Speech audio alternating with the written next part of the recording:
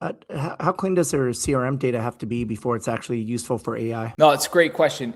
It doesn't have to be absolute perfection, right? When you're talking that initial outreach, when you're talking about 60% of your data, and again, really following those steps, making sure that you have the right, let's call it the class A fields, right? With your LinkedIn handles, with the right email addresses, the right phone numbers, right? So when you're at 60%, you're producing a good amount of noise.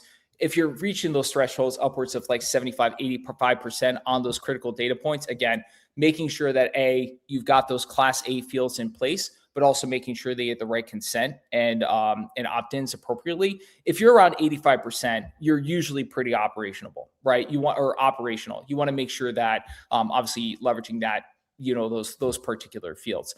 It doesn't need to be every single, let's say company level field, but really as long as you're honed in on those and you have the right consent, you just want to make sure that you understand who the person is, understanding where they work, how they prefer to reach out, how they prefer to be engaged with.